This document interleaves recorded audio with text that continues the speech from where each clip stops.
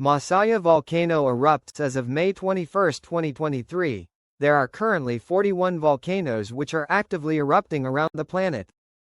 One of these erupting volcanoes is the large Masaya volcano within Nicaragua, which is one of only 8 volcanoes worldwide to contain an active lava lake. Masaya is quite an interesting volcano, as although it had almost exclusively produced small to moderate volume explosive eruptions, the entire volcano is located within a massive 10.7 by 4.5 kilometer wide caldera with obvious caldera walls. This caldera formed in 3 massive eruptions which occurred between 6,100 and 1,800 years ago. This week's top stories. With this being said, here are this week's major volcano-related news stories. In Washington state, a large landslide occurred at the Mount St. Helens volcano, blocking access to the main viewing area of the volcano right before the 43rd anniversary of its climatic 1980 eruption.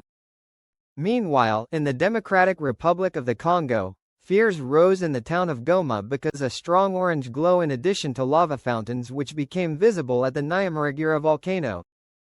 And, in what is this week's top story, the volcano visible from Mexico City produced Popocatépetl eruption, a spectacular paroxysm, hurling bombs of lava into the air and creating numerous audible explosions. Before 1994, Popocatépetl had been inactive for 47 years, as it reactivated that year. Ever since then it has been near continuously erupting, where small plugs above the magma conduit have intermittently been built via the extrusion of a lava dome within the summit crater.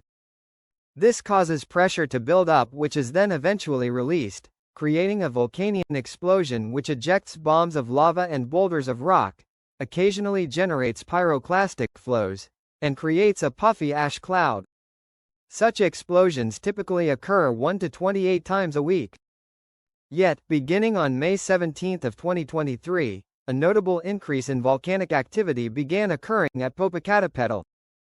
Then, as it erupted, the volcano produced a series of strombolian explosions, involving a sustained several hundred-meter-high lava fountain that threw bombs of lava up to 850 meters beyond the crater rim, with these rolling down its steep slopes for all to see in a wide area.